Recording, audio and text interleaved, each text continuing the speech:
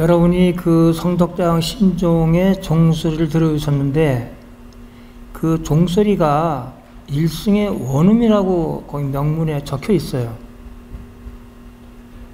그러니까 일승의 원음은 아주 간단히 말하면은 열애의 그 어떤 절대적인 진리를 설법하는 소리예요. 그러니까 이 종소리가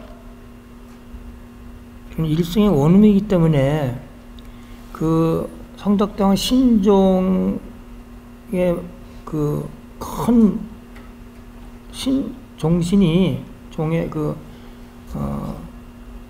모양이 바로 열애의 모습이에요. 그러니까 성덕대왕 신종이 열애라? 그러면은 아마 참 무슨 말인지 모르실 거예요. 근데 이제 차차 오늘 강연을 통해서 아시게 될 겁니다.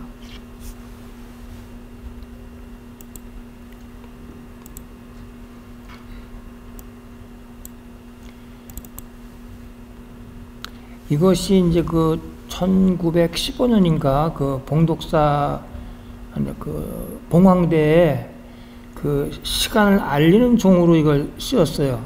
시간을 이걸 치면은 이제 성문을 열고 또 이걸 치면은 성문을 닫고 하는 그런 용도로. 근데 처음에 이게 봉독사에 있었는데, 그러니까 봉독사는 그 왕실의 이제 원찰인데 그 봉독사에 걸려 있다가 봉독사가 이제 그 홍수로 폐사가 되니까 영묘사로 갔다가 봉황대로 갔다가 그 다음에 이제 이것은 그 봉황대에서 구 박물관으로 옮기는 장면입니다. 일제시대 때. 그러니까 우리 백의 민족이 많네요. 그죠? 전부 하얀 옷을 입는 거 보니까 일본 사람들이 있고, 이 신종은 아주 경이로운 작품입니다. 그러니까 세계에서 이렇게 위대한 종이 없어요. 근데 뭐 중국 종이나 일본 종을 봐도 비교할 만한 게 없을 정도로 이건 뭐 정말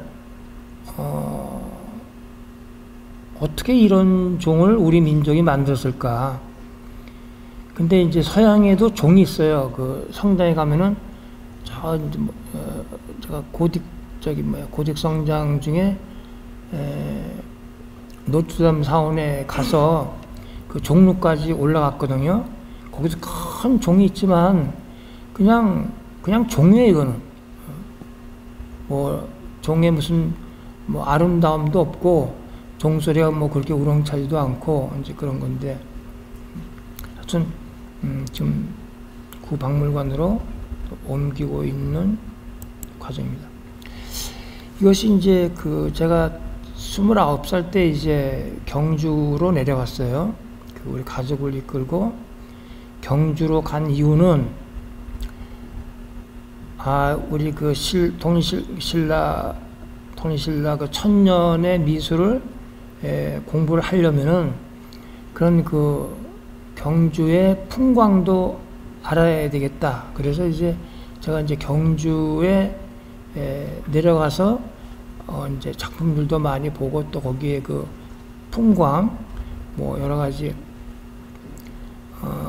아주 쉬운 예를 들면은 우리나라에는 화강암이 많죠.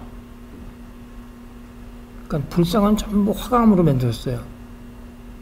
그래서 아까 언뜻 생각이 된 게 뭐냐면 이 사찰에 가면 이렇게 그 포벽에 법당의 그 포벽에 이제 그 만병이 그려져 있는데 그 병 거기 이제 바위가 나오고 이제 거기서 연기문이 나오는 그런 그림들이 엄청나게 많아요. 근데 제가 그 이사한 거는 그 제가 답사를 많이 해서 그 이 사찰을 조사를 많이 했는데 그 인도 미술을 굉장히 자세하게 소개한 그 일본의 그 안도 유스카라는 그 교수가 있는데 그 교수가 그 만병에 대한 논문을 썼어요. 근데 그걸 읽고 나서 우리나라는 왜 만병이 없지? 그래가지고 제가 이제 간 데가 그냥 송림사였어요. 그냥 갔어요, 그냥. 갔더니 정말 포벽에 만병이 엄청 많은 거예요. 제가 그때 뭘 깨달았냐면은 내가 그렇게 답사를 많이 하고 법당을 봐도 만병이 안 보였구나. 정말 놀라운 일이었어요. 그 다음부터는 법당에 가면 온통 만병이에요. 네. 거기에서 먼저 바위가 나와요. 바위가 나오고 거기서 이제 그래가지고 이제 그 연기문이 막 나오는데 왜 바위가 있을까 생각하니까 정말 얼마 전에 내가 딱 떠오른 게 이 우리나라의 물이 정말 맑고 맛있는 거 아시죠? 중국은 물이 안 좋아요. 그래서 차가 발달한 거예요. 차 문화가. 일본도 물이 안 좋아요. 한국은 이 자연수가 굉장히 맛있어요. 우리나라처럼 물이 좋은 나라가 없어요. 왜 그런지 아세요? 화강암 때문이구나. 그런 걸 느꼈어요. 전부 우리는 화강암이거든요. 그래서 불상도 전부 화강암으로 만드는데 이제 그 중국은 화강암 대신에 뭘로 만들어요? 무슨 뭐 사암이나 석회암 가지고 만들잖아요. 인도도 그렇고.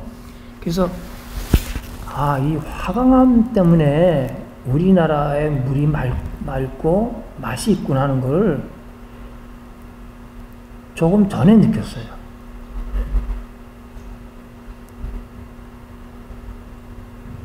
그러니까 우리나라는 불상이 전부 화강암이잖아요. 석굴암의 불상도 그렇고. 그래서 하여튼 그런 생각을 했는데, 이제 이것이 뭐냐면은, 제가 이제 29살 때 경주에 갔는데, 조선시대 그 동원을 이용해서 박물관을 연 거예요. 그래서 이제, 굉장히 작은 규모의 박물관이었는데, 이것이 옛날 성덕대왕 신종을 걸었던 종각이에요. 작습니다. 이렇게. 여기서 제가 이제 몇 년을 지냈죠. 여기 이제 그러니까 현재 국립경주박물관을 짓기 전에 박물관이에요.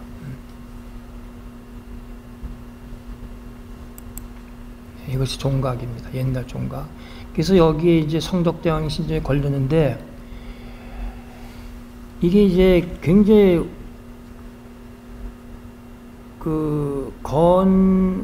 종각이 비교적 이제 작기 때문에 성덕대왕 신종이 그냥 굉장히 우람하고 컸어요. 들어가 보면 그냥 뭐 가득 찼으니까. 그래서 이제 이런 데서 제가 경주 생활을 행복하게 지냈던 곳이죠.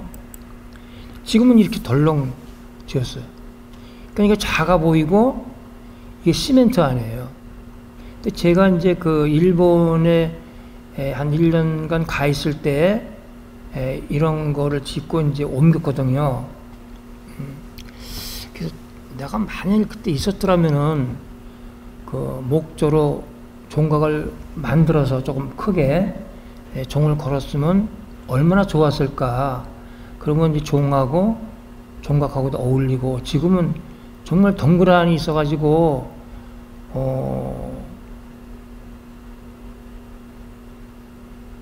성덕대왕 신종하고 어울리지가 않죠. 이렇게 걸려 있습니다. 그 다음에 이제 이게 얼마나 큰지 모르니까 제가 좀 이쪽에 서 있어야 되는데 하여튼 이게 거의 4m 가까이 돼요. 예. 근데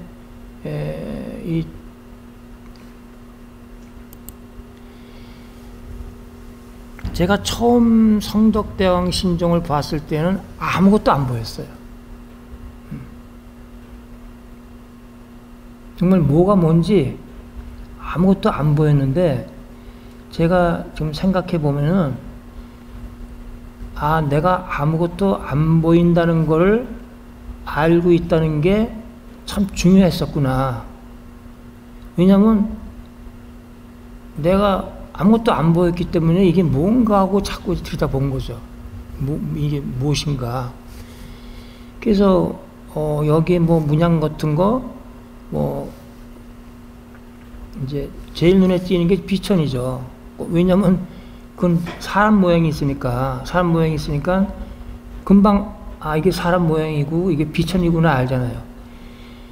그래서 그 비천만 언뜻 보이고 다른 거는 일체 안 보였어요. 그 왜 안 보였을까요? 그래서 당초문이 아니다라는 발표를 했는데 아무 반응이 없어요. 자, 여기 이런 무늬가 조각되어 있어요. 이게 성덕대왕 신종에, 그다음에 여기 동글동글한 게 다 있고 이게 전부 의미가 있는 거거든요. 자, 있고 이게 이제 종을 치는 자리에 당좌. 여기 이제 당목을 여기다 대고 탁 치는 거예요. 그냥 지나갈게요. 이건 이제 굉장히 문양이 아름답습니다. 밑에 부분.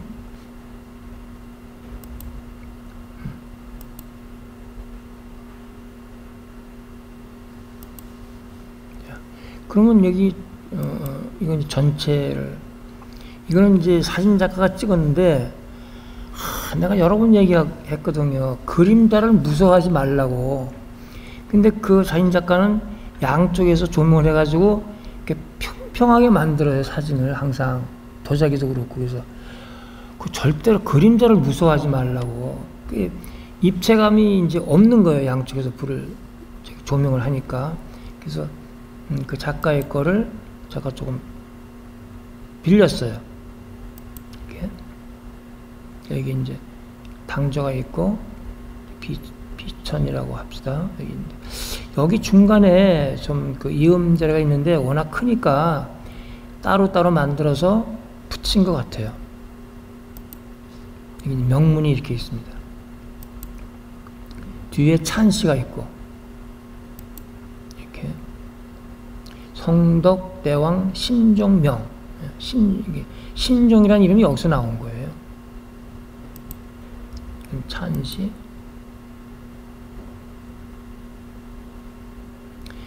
그러니까 이제 제가 이제 경주박물관에서 그 작은 박물관에서 지내다가 이제 큰 박물관으로 이제 옮겼는데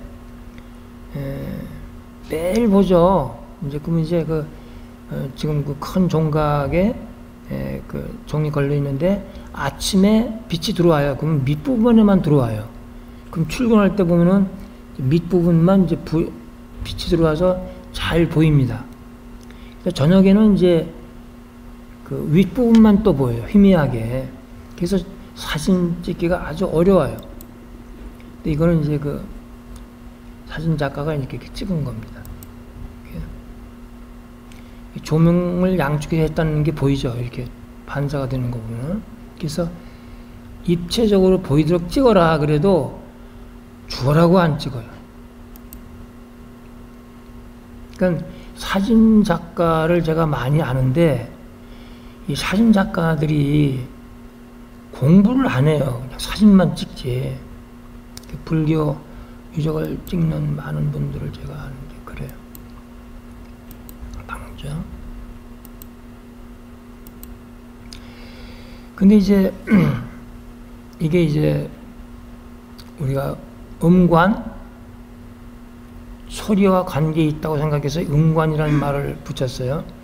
용이 있고 그다음에 이런 게 있는데 제가 이제 1997년 이제 경주박물관으로 이제 거의 부임에 대해서 갔는데 그때 마침 이걸 내려놓고 조사를 하고 있었어요. 그래서 제가 이제 사다리를 놓고 올라가서 이제 이걸 봤는데 제가 용 연구를 엄청 많이 했잖아요. 한 20년, 30년 뭐 이렇게 종에 대한 연구를 해서 이제 보주도 알게 됐는데 이렇게 훌륭한 그 용이 없어요. 제 학문은 바로 이 성덕대왕 신종의 용에 의해서 큰 변화가 일어났어요. 차츰 말씀드리겠지만은 용을 알아야 보주를 알고 보주를 알아야 또 용을 알아요. 예. 근데 그게 시간이 걸려요. 지금 다리는 이제 둘만 표현했죠. 네 개 하면 이제 그러니까 그래서 이제 여기에 그 또 연화문이 있어요. 다들 연화문이라고 부르지만 여기에 이제 보주 표현이 있거든요. 근데 이 윗부분이 굉장히 중요하다는 거를 제가 그 여기 천흥사 몸종인데 그걸 조사를 여러 번 했지만 천흥사에서 뭔가를 제가 풀어내고 보니까 비로소 이 천판이 보이기 시작한 거예요.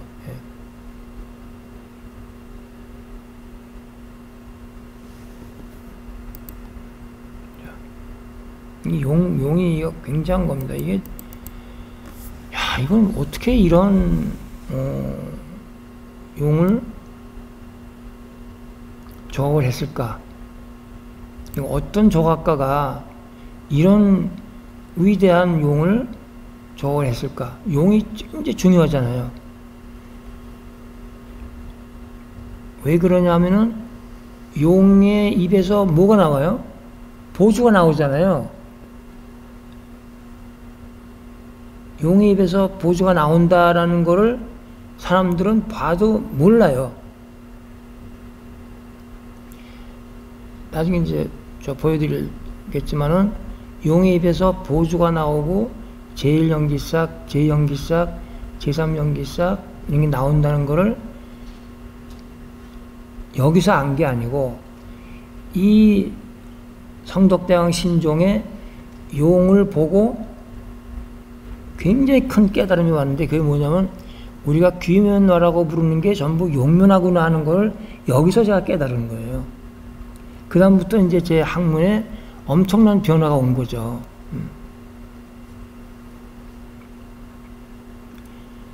그 이제 이거를 분석을 해보겠지만은 용의 입에서 보주가 나오는데 지금 이 큰 종 모양이 이 용의 입에서 나오는 거예요.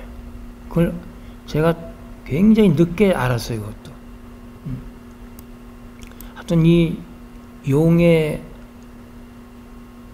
자태는 굉장히 훌륭한 조각입니다.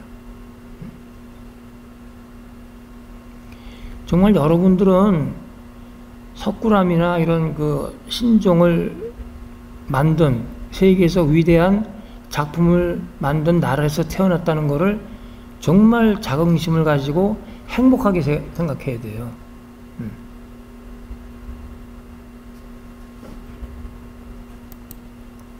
뒷모양이고요. 앞모양.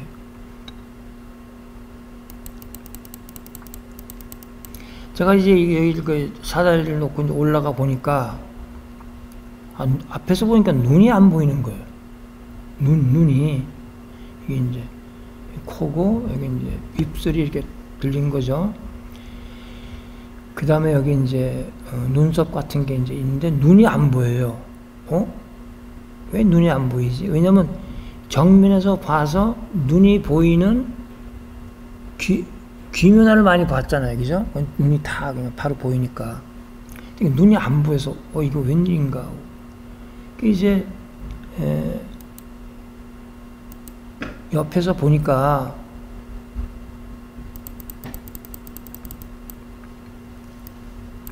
여기 눈썹이거든요.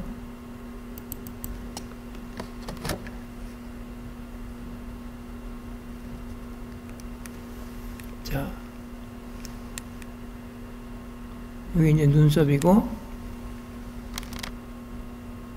이게 눈이에요. 눈이 그 눈썹에 숨겨져 있는 거예요. 근데 이 용의 모습이 어때요? 분노의 모습이에요. 용의 모습이. 왜 분노의 모습인가?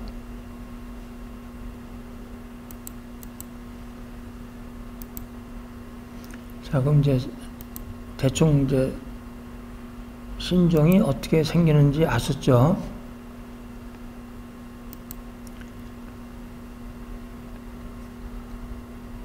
모주각이 끝났죠? 그러면 하나만 더 할게요. 아, 이제 비천이 나왔네요. 드디어. 또 계속 하기로 하겠습니다. 그래서, 당초문이 아니다라는 발표를 했는데, 아무 반응이 없어요. 자, 여기 이런 무늬가 조각되어 있어요. 이게 성덕대왕 신종에, 그 다음에 여기 동글동글한 게 다 있고, 이게 전부 의미가 있는 거거든요. 자, 있고, 이게 이제 종을 치는 자리에 당좌. 여기 이제 당목을 여기다 대고 탁 치는 거예요. 그냥 지나갈게요. 이제, 굉장히 문양이 아름답습니다. 밑에 부분.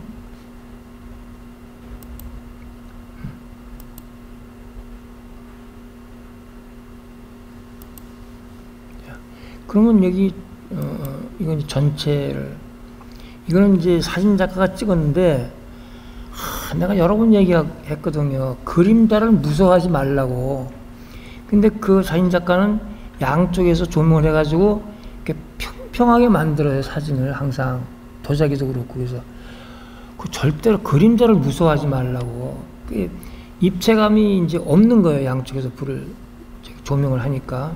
그래서 그 작가의 거를 제가 조금 빌렸어요. 이렇게. 여기 이제 당좌가 있고 비천이라고 합시다. 여기 중간에 좀 그 이음자리가 있는데 워낙 크니까 따로따로 만들어서 붙인 것 같아요. 여기 명문이 이렇게 있습니다. 뒤에 찬씨가 있고, 이렇게 성덕대왕 신종명, 신종이라는 이름이 여기서 나온 거예요. 찬씨.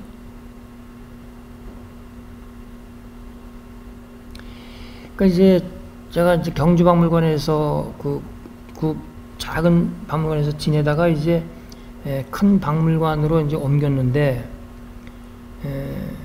매일 보죠. 이제 그러면 이제 지금 그 큰 종각에 그 종이 걸려 있는데 아침에 빛이 들어와요. 그러면 밑부분에만 들어와요.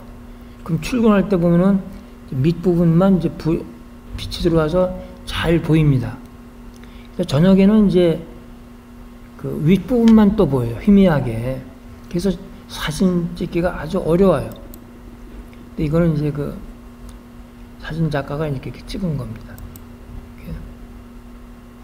조명을 양쪽에 했다는 게 보이죠? 이렇게 반사가 되는 거 보면.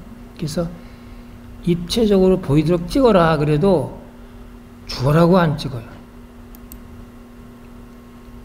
그러니까 사진 작가를 제가 많이 아는데 이 사진 작가들이 공부를 안 해요. 그냥 사진만 찍지. 불교 유적을 찍는 많은 분들을 제가 아는데 그래요. 당장. 근데 이제 이게 이제 우리가 음관 소리와 관계에 있다고 생각해서 음관이라는 말을 붙였어요. 용이 있고 그다음에 이렇게 있는데 제가 이제 1997년 이제 경주박물관으로 이제 거의 부임에 대해서 갔는데, 그때 마침 이걸 내려놓고 조사를 하고 있었어요.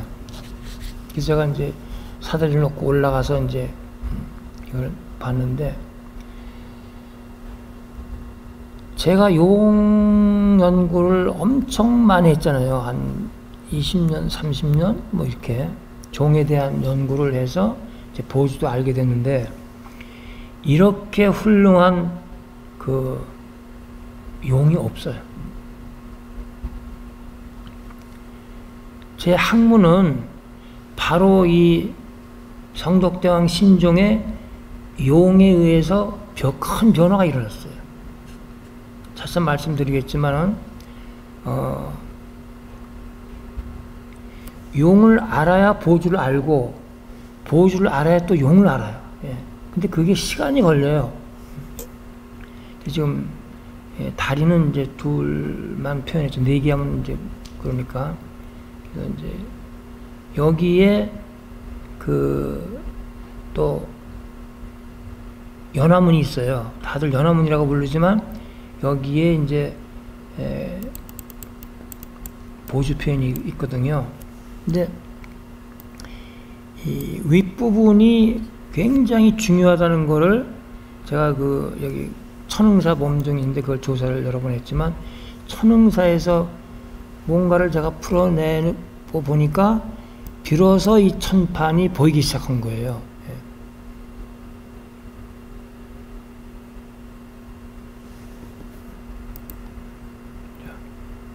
이 용이 굉장한 겁니다. 이게, 야, 이건 어떻게 이런 용을 조각을 했을까? 어떤 조각가가 이런 위대한 용을 조각을 했을까? 용이 굉장히 중요하잖아요. 왜 그러냐면은 용의 입에서 뭐가 나와요? 보주가 나오잖아요. 용의 입에서 보주가 나온다라는 거를 사람들은 봐도 몰라요. 나중에 이제 저 보여드리겠지만은 용의 입에서 보주가 나오고 제1연기싹, 제2연기싹, 제3연기싹 이런 게 나온다는 거를 여기서 안 게 아니고 이 성덕대왕 신종의 용을 보고 굉장히 큰 깨달음이 왔는데, 그게 뭐냐면 우리가 귀면화라고 부르는 게 전부 용면화구나 하는 걸 여기서 제가 깨달은 거예요. 그 다음부터 이제 제 학문에 엄청난 변화가 온 거죠.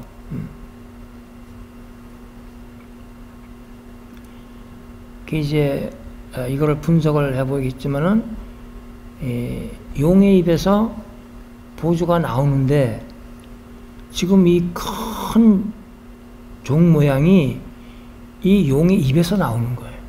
그걸 제가 굉장히 늦게 알았어요, 이것도. 하여튼 이 용의 자태는 굉장히 훌륭한 조각입니다. 정말 여러분들은 석굴암이나 이런 그 신종을 만든, 세계에서 위대한 작품을 만든 나라에서 태어났다는 것을 정말 자긍심을 가지고 행복하게 생각해야 돼요.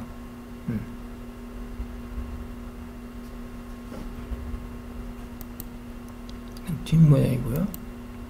앞모양.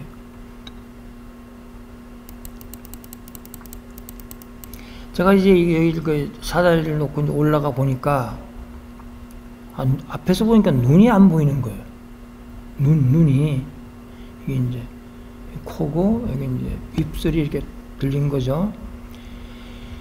그 다음에 여기 이제 눈썹 같은 게 이제 있는데 눈이 안 보여요. 왜 눈이 안 보이지? 왜냐면 정면에서 봐서 눈이 보이는 귀면화를 많이 봤잖아요, 그죠? 눈이 다 그냥 바로 보이니까. 눈이 안 보여서 이거 웬일인가. 이제 옆에서 보니까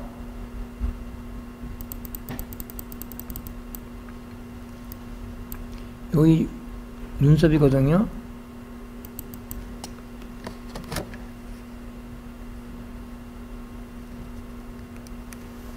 자, 여기 이제 눈썹이고, 이게 눈이에요. 눈이 그 눈썹에 숨겨져 있는 거예요. 근데 이 용의 모습이 어때요? 분노의 모습이에요. 용의 모습이. 왜 분노의 모습인가? 제가 요새 분노를 많이 하거든요.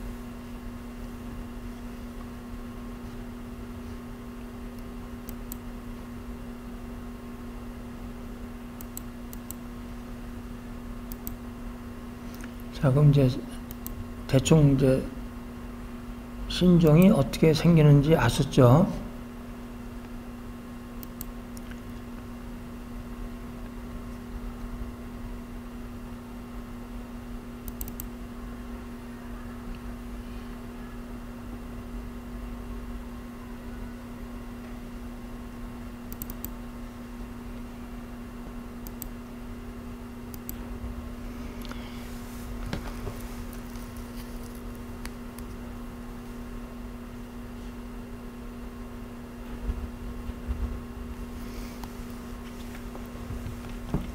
여기 그 신종의 이제 그 밑에 부분, 여기에 이런 문양이 있어요.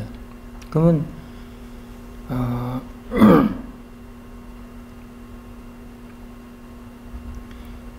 신종의 문양도 있고, 그 다음에 불화가 다 문양이에요. 법당에 가면 전부 문양이에요.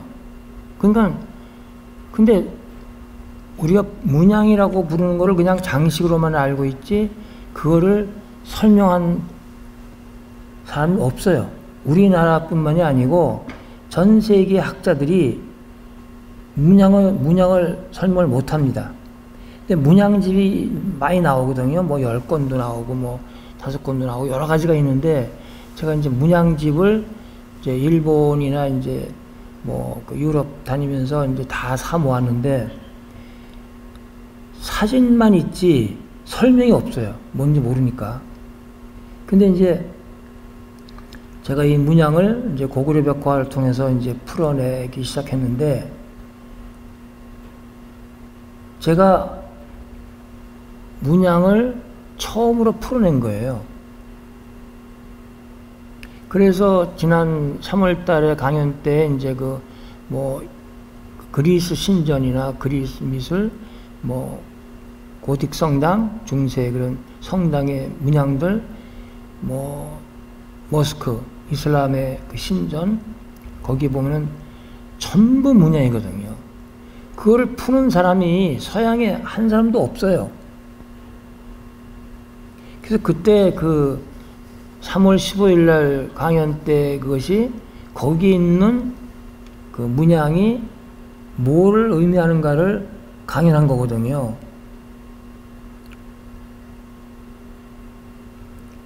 그래서 그 문양의 세계라는 것을 이제 제가 조형 언어의 세계라고 부르는데, 우리가 지금 살고 있는 거는, 있는 이 세계는 문자 언어의 세계예요. 우리는 이제 태어나서 학교에 가서 책을 읽어서 다 그 중고등 뭐 대학교, 대학원 오면서 이제 책을 통해서 지식을 배우잖아요. 문자 언어. 그리고 거의 같은 내용을 배우기 때문에 우리가 대화가 가능한 거예요. 같은 지식을 공유하고 있기 때문에. 그걸 제가 문자 언어의 세계라고 그러고, 제가 조형 언어의 세계는 다른 차원의 세계를 제가 지금 개척하고 있는 거거든요. 그건 이제 문양의 세계, 한마디로 얘기하면은. 그 문양에 언어가 있다는 걸 제가 처음으로 알아낸 거예요. 문자에 언어가 있다.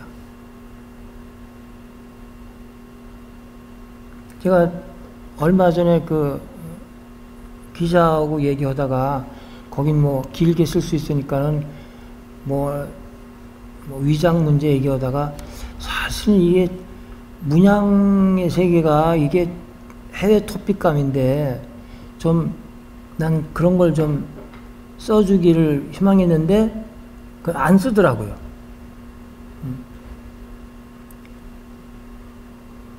그러니까 조형 언어의 세계라는 새로운 세계를 지금 추구하는 중에 있어요. 근데 거기는 아무도 손을 대지 않은 세계라 굉장히 순수한 상태로 남아 있어요. 그렇지만은 문자 언어의 세계에서의 그런 그 지식에는 옳은 것도 있지만 옳지 않은 것도 있고 막 여러 가지 섞여 있어서 우리가 잘 판단하지 않으면은 옳지 않은 지식을 가지고 살 수가 있어요. 근데 제가 개척한 이 문자 조형 언어의 세계는 정말 천열임이에요. 아무도 들어와 본 적이 없어요, 그 세계는.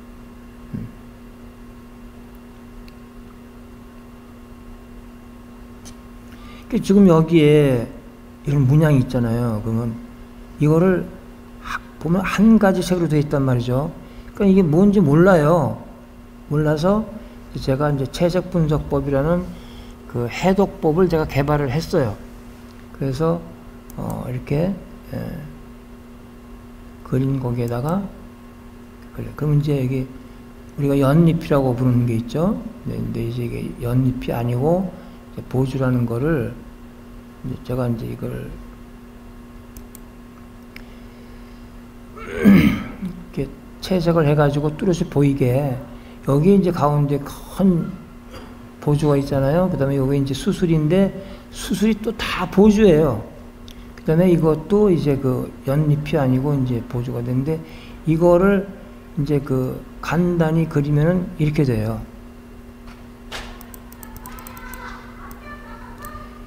이렇게 되고 또 좀 간단히 하면 이렇게 되고 또 간단히 표현하면 이렇게 되고 또 이렇게도 표현할 수 있고 그 다음에 잎은 이게 뭐 복판이 아니고 이게 지금 복판이거든요. 지금 이렇게 쏙 들어갔죠.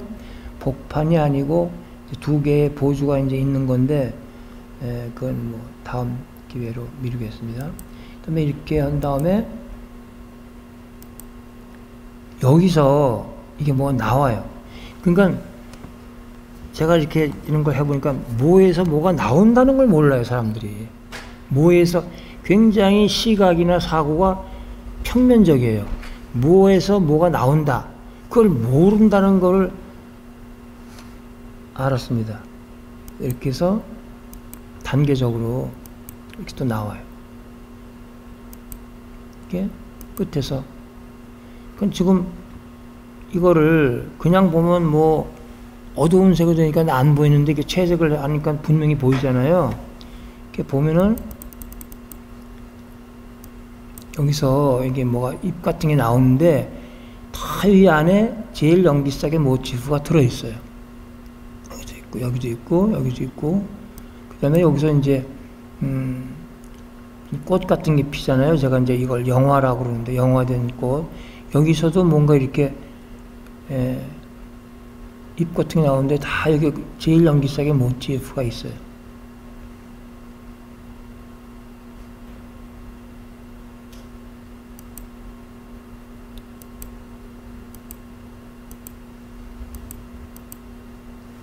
그러니까 이제 이렇게 해놓고 그걸 간단히 단순화시키면 이렇게 돼요. 보주에서 제일 연기색이 나오고 아래로도 이렇게 나오고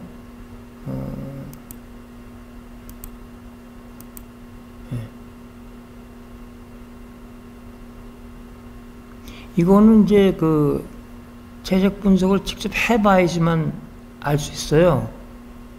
그러니까 체험을 할 수가 있는데 제가 이제 연구원에서 채색 분석을 하면 좋겠다. 아무리 강조해도 이제 평생 그림을 그린 적이 없기 때문에 그림 그리는 걸 두려워해요. 근데 이거는 해봐야지 알아요. 그 다음에 여기 무슨 동그란 게 많이 있잖아요. 이렇게 연주문이라고, 이게 굉장히 중요한 거예요. 이게 중요한 건데, 그 연주문이라고만 그러고 지나치죠. 그러니까 이 문양의 세계는 정말 대단한 세계예요. 예.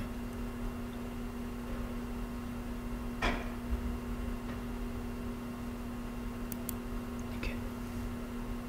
그럼 이제 이게 여기 큰 보주에서 이런 게 나오고 그러면서 이제 여기가 이렇게 똑 들어갔죠. 여기에 그러니까 종은 전부 다 평평합니다, 밑이.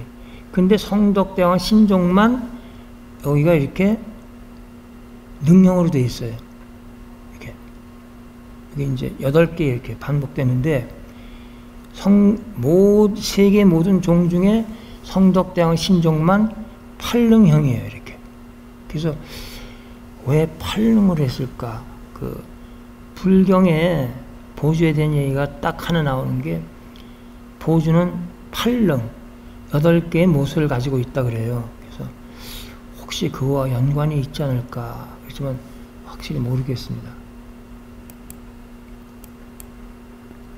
그 다음에 이제 이거를 제가 그러니까 여기에서 보주에서 제일연기싹이 나오고 그런 걸 여러 번 제가 말씀드렸죠. 전 뭐 수없이를 그려봤으니까. 그럼 가운데 이 보주에서 양쪽으로 제일연기싹이 나오고, 여기서 또 따로 이렇게 나오고 제일연기싹이. 근데 이것이 있는 자리가 바로 이 모서리가 있는 데에 큰 보주가 있어요. 그러니까 보통 이런 제가 이제 이런 걸 연기문이라고 통칭을 얘기하는데, 연기문은 이어져 있어요, 이렇게.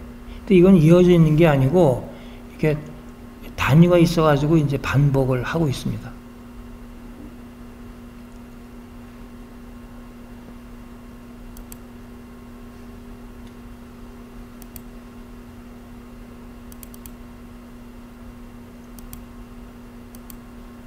그 다음에 이제 당좌, 종치는 자리. 그럼 이게 보면은, 이거 뭐가 뭔지 모르잖아요. 그죠? 알 수가 없죠. 이제, 그린 다음에, 제가 분석을 해요. 그러면, 여기 자세히 보시면은, 여기가 쏙 들어갔죠? 볼록 가서 다 이게 의미가 있어요. 그 다음에 여기 술이 있잖아요. 이게 이제, 술 끝이 동그랗죠? 이게 다 보주입니다. 그러니까 이거 작은 보주하고 이거 같아요. 그러니까 보주는 작건 크건 같은 거예요. 자, 그 다음에 이제 이런 연기문이 계속 이렇게 나오고,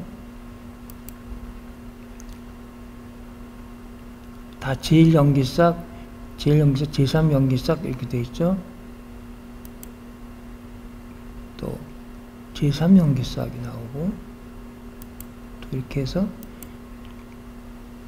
그러니까 이거 쉬워요. 제일연기싹, 제2, 제3, 보조, 요것만 저한테 배우면 되는데, 이게 만만치가 않아요. 쉬운 것 같아도 제가 이제 항상 그러거든요.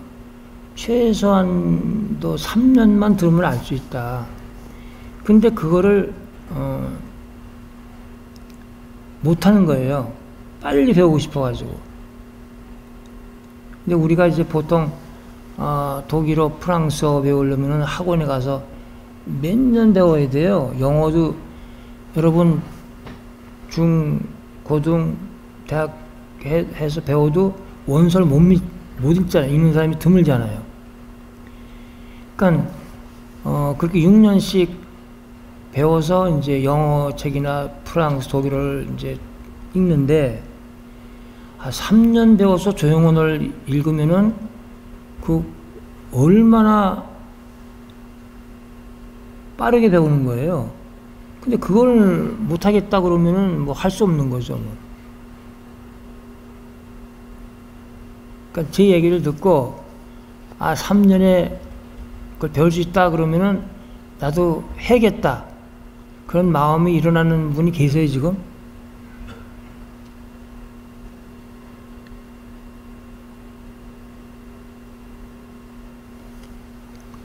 그래서 이것이 이제 종을 치는 자리인데 엄청난 거예요. 재적 분석을 하면은 이렇게 아름답고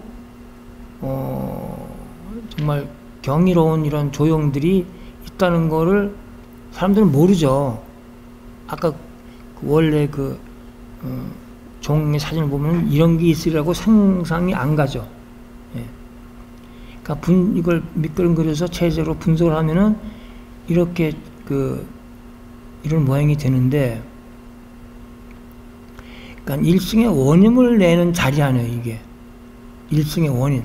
부처님의 절대적인 진리를 내는 일승의 원음을 내는 자리인데, 그 자리에 이렇게 엄청난 문양이 있다는 것을 우리는 이제 재적 분석을 통해서 알 수가 있습니다. 이렇게. 근데 제가 반전시켜서 한번.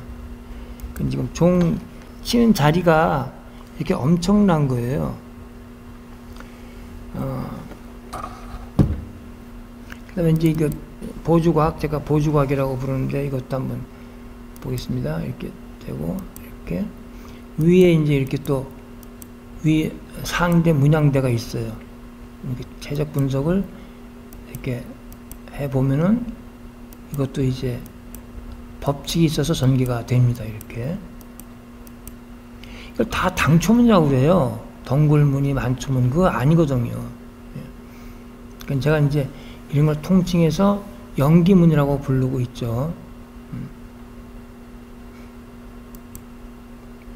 좀 연장을 시켜서 해봤어요. 이렇게. 쭉 이제 이런 것이 전개돼. 이거 제일 연기싹, 이렇게.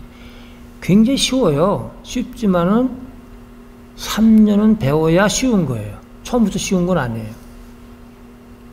위에 상대가 문양이 이렇고,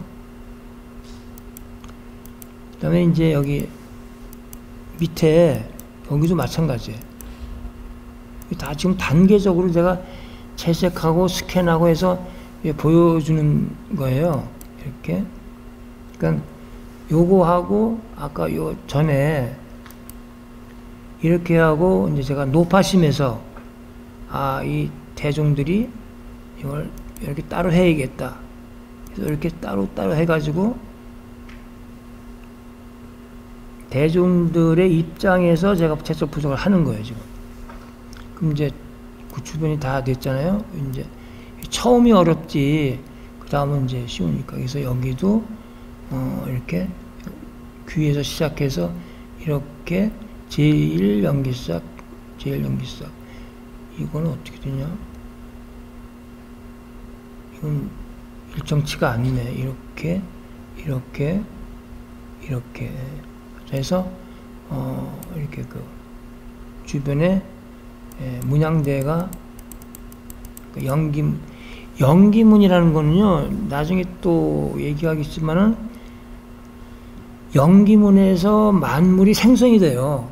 무슨 말인지 못 알아들으시겠죠?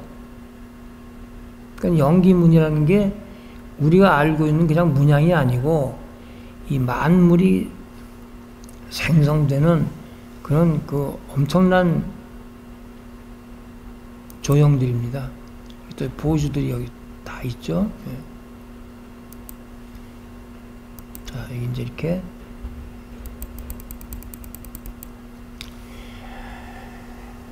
사실 제가 결론에 얘기하려고 그랬는데, 보주를 모르면 모든 것을 잃고 보주를 알면 모든 것을 얻는다. 제가 그런 말을 마지막에 하려고 그러는데 막 지금 하고 싶어가지고 했어요, 지금. 그럼 이제 여기에 이런 이게 다 연꽃이 아니고 이게 이제 다 보주거든요. 그래서 제가 보주곽이라고 지금 부르고 있습니다.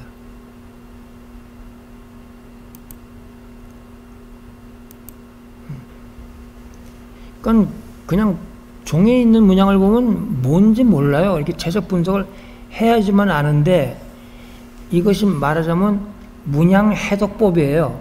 해독법. 해독하는 방법. 그 방법이 중요한 거예요. 방법이 이제 불교 용어로 하면 방편이거든요. 방편 반야. 그러니까 이 재적 분석하는 자체가 굉장히 중요한 행위예요. 이것이. 이런 걸 해야지, 아, 내가 하나의 조형을 봤다고 할 수가 있어요. 안 하면 저도 몰라요. 해봐야지 알죠. 제가 가장 행복할 때가 재적 분석할 때예요. 그럼 왜 그러냐면 하면서 알아가거든요. 읽어가니까. 하기 전엔 몰라요, 저도. 그러니까 여러분이 만일 재적 분석을 한 100점을 했다 그러면 엄청나게 보이는 거예요. 근데 한 점도 안 했다 그러면 평생 살아도 한 점도 안 봤다는 얘기예요. 제가 전 세계 미술을 505만 점을 했거든요. 해서 제가 여기 오늘 서동철 전 논설위원님이 오셨는데, 그분이 도와줘가지고 꼭 15년 전에 그 서울신문에 제가 연재를 한 40회 한 적이 있어요. 그때는 이제 세계 미술 용으로 풀다예요. 왜 용으로 풀다라고 했냐면은, 세계 미술 보주로 푼다 그러면 사람들이 뭔지 몰라요. 보주를 모르니까. 근데 용이라 그러면 그래서 알긴 알잖아요. 용으로 풀다라고 이제 했는데, 그게 말하자면 세계 미술을 보주로 푼다예요. 그래서 이제 지금 15년, 10년 전에 그걸 연재를 했는데, 지금은 그동안에 이제 많은 작품들, 인류의 걸 다 해가지고 전 세계에 모든 걸 다 풀어가지고 지금 이제 인류 미술사, 세계 미술사가 아니고 인류 미술사라는 말을 제가 처음으로 하는데, 인류 미술사를 이제 그 보주로 푼다라는 내용으로 이제 내년 봄에 나오거든요.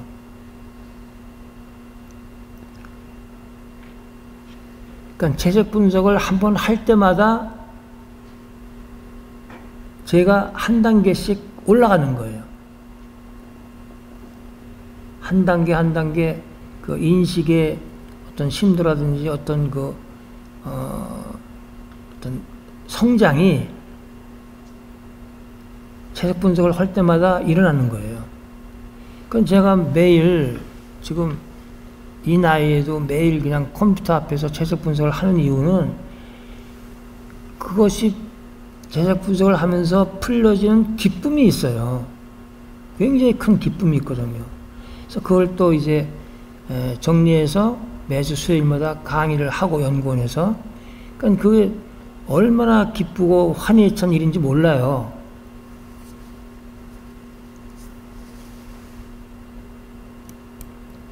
이제 반전시켜서 이렇게 한번 해보고, 그럼 이제 보조각이 끝났죠. 그러면 하나만 더 할게요.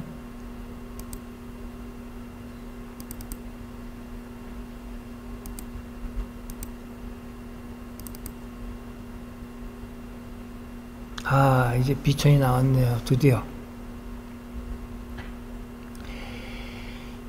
제가 이걸 처음 봤을 때 구름을 타고 내려온다고 봤어요. 구름을 타고 내려온다고. 처음에.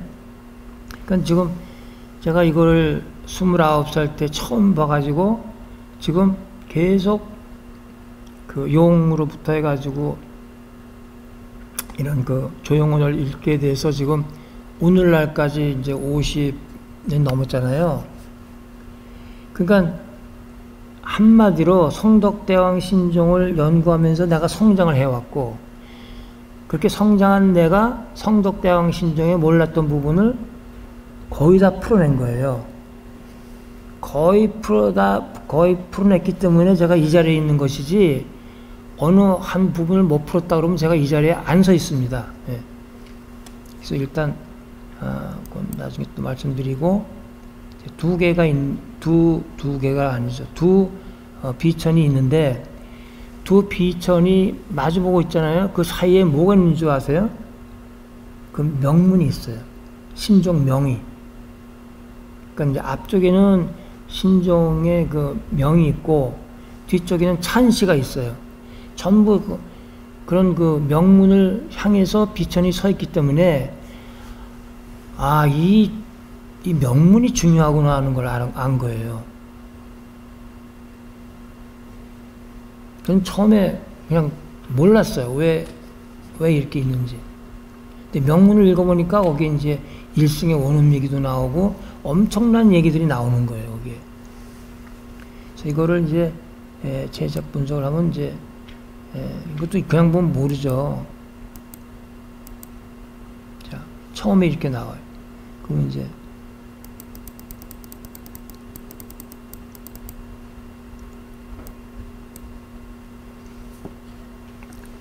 자, 이렇게 해서 제일연기싹 그래서 이게 제 3연기싹 같이 돼 있고, 막 이런 게 이제 나중에 이제 그 조형 언어에 4개의 형태소가 있는데, 그것들로 이 문양이 다 이루어지고 있거든요.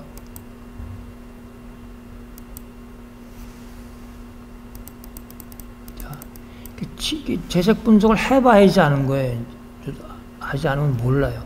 그래서 이렇게 나오면서 이런 그 문양이 생기는데,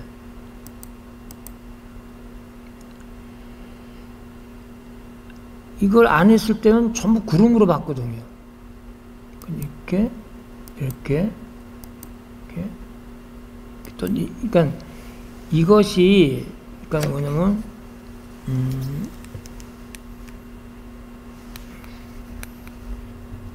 이것이 크게 자라서 이렇게 되는 거예요. 이렇게 이것이 크게 자라서 이렇게 되는. 여기 다 제일연기싹 모티프가 있잖아요. 여기 이제 영화라는 것도 있고 여기 제일연기싹 모티프가 많고. 근데 처음에는 이제 뭐 이게 뭔지 몰랐죠. 그다음에 이제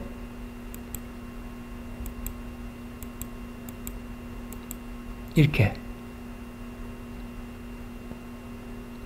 여기서 나가서 이렇게 길게 이렇게 돼요.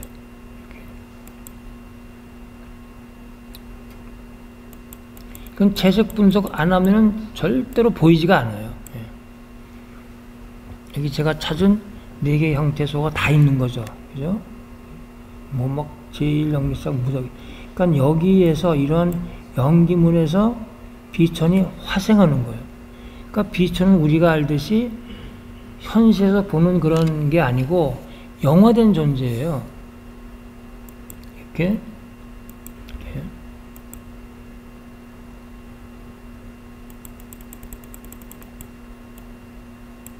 보세요. 이렇게 돼서 여기서 그래서 이거 툭 나오고 멋지죠, 그죠? 이렇게 나와서 이제 그렇지 감싸고 여기에서 이제 여기 이게 이제 연꽃이 아니고 이제 보주죠. 이게 다 보주니까 술이 여기에서 이제 그 비천이 화생하고 있기 때문에 화생된 존재는 현실에서 보이는 것은 아니에요. 예.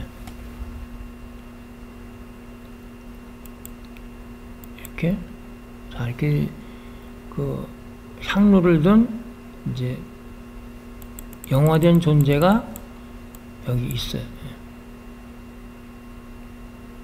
그러니까 지금 여러분들은 지금까지 뭐 원음의 일승의 원음이라든지 이런 거는 문자 언어의 세계 거예요. 이건 지금 문자 언어의 세계가 아니고 조형 언어의 세계인데 여기에 이제 그런 그 불교 사상에 한하지 않는 어떤 그 진리가 있는 거죠, 이 조형에. 근데 이제 불교학을 연구하는 교수나 뭐 스님들은 이상하게 불교 미술에 관심이 없어요. 제가 아는 분들이 많이 있는데 전혀 관심 없고 이제 불경이나 뭐 문자 언어로 된 것만 읽어요. 거기에 뭐가 있는 줄 알고. 그런데 이제 조형 언어의 세계에서 제가 이제 한 가지만 말씀드리면은 부처님이 보주다라는 것을 제가 증명을 했잖아요. 그러면 부처님이 보주다라고 하는 거는 문자 언어에는 없어요. 아무리 읽어봐도 팔만대장인 걸 다 뒤져봐도 안 나옵니다. 열애가 보주다. 그거를 알았을 때 그 환희심은 말도 못했어요. 그러니까 이 불교를 연구하는 학자들은 이런 그 불교 미술이 다 문양이거든요. 그러니까 읽지 못하는 거예요. 그래서 제가 이제 몇 사람한테 권유했어요. 좀 그 제 강의를 몇 년만 들면은 정말 그 굉장한 사상을 밝힐 수 있다.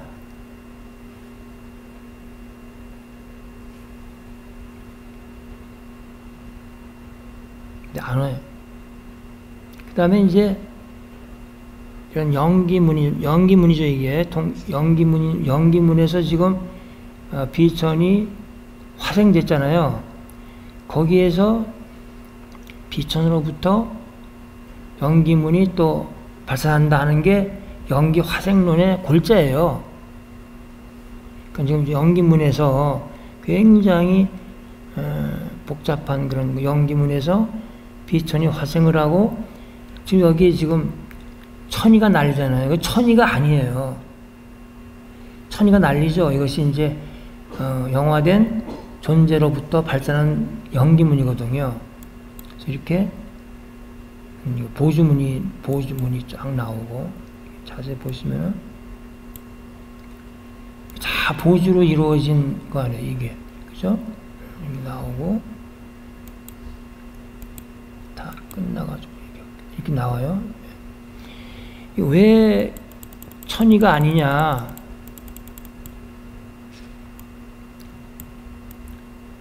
끝에 가면요, 다 연기문으로 변해요. 제1, 제2, 제3. 제3 연기싹이죠. 제3 연기싹. 또 제3 연기싹. 번역이 되고, 다, 그냥 보면 이게 안 보이죠. 채색을 해야지만. 제가 이렇게 색깔 달려가니까 보이지, 이게 달리하지 않으면 안 보여요. 이런 보주, 그러니까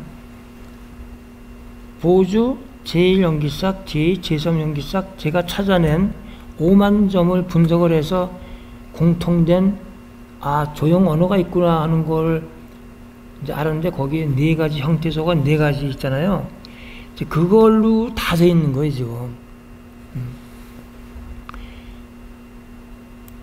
그러니까 이게 천이가 아니죠. 어떻게 천이가 이렇게 돼요? 이런 천이가 세상에 어디 있어요? 그러니까 이게 제 연기화생론을 얘기해주는 그런 거.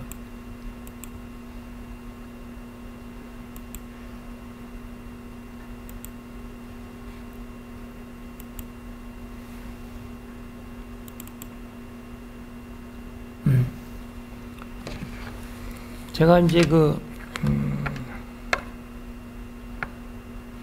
더 하고, 오늘은 특별히 여러분이 화장실에 갈 시간을 제가 드리겠습니다. 웃지도 않으시고. 제가 이제 국립중앙박물관 금속실에 가면은 이런 범정이 있어요. 이것이 천응사 범정이에요. 제가 이제 건축, 조각, 회화, 금속기 다 하잖아요. 다 하는데, 원래 제가 이 연구원을 열고서는 초기에 범정 연구회를 만들었어요. 그래서 이제 몇 사람이 이제 모여서 어떤 분 막 부에서 온 분도 있고 또 곡성에서 온 분도 있고 그래가지고 범정 연구를 한동안 해서 열심히 발표도 하고 답사도 같이 하고 이제 그런 때가 있었습니다. 그래서 그때도 이제 이거를 같이 막 조사하고 이제 연구를 하고 그랬는데 그때보다 지금은 제가 많이 달라졌으니까. 근데 여기에 이 천판 가장자리에 문양이 있잖아요. 그죠? 여기 이렇게 문양이 있고, 이게 제가 이제 천판에 관심을 가지면서 이 천판이 굉장히 중요하구나 하는 걸 알게 됐어요. 그건 차차 말씀드리겠습니다.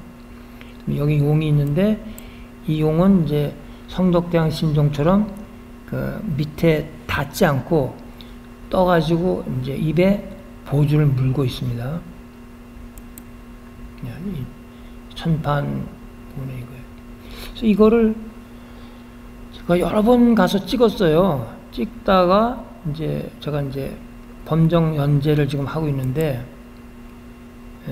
이거 보세요. 이게 굉장히 중요한 문양이죠. 이 보주가 있고, 그려보면 이래요. 이게 다 양감이 있어요. 굉장히. 그러니까 천흥사 범정은 고려시대의 초기의 범정으로서 가장 크고 신라의 전통을 이어받은 종이에요. 그걸 분석을 하면 이래요. 그 다음에 이렇게 보여주고 있고, 이렇게 처음엔 뭔지 몰랐는데 보니까 뭔가 보여요. 그래서 이걸 이제 당겨 봤더니 이 부분이 들떠 있는 거예요. 이 부분이 여기 이제 보주관이 나오죠. 이제 그려보면 이래요. 이렇게 돼 있어요. 그러니까 요 부분이 지금 들떠 있어요. 지금 전체 부분이. 그러니까 여기에 이런 보주가 이런 연기문에서 지금 보주각이 화생하는 거예요. 지금 여기서 이게 지금 보주관이죠. 여기 이런 추상적인 연기문들이 막 있습니다. 그 밑을 이제 칠하니까 이래요. 아이고. 그래서 여기에서 보주관이 화생하는구나 라는 걸 알았죠. 화생이라는 말이 참 이게 또 어려운 말이에요. 들떠 있죠. 이렇게. 그 뭐냐면 이 천판하고 그 위에 이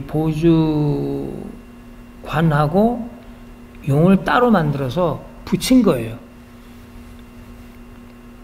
그래서 이제 주조 과정에서 이제 이 부분이 떠 있는 거죠.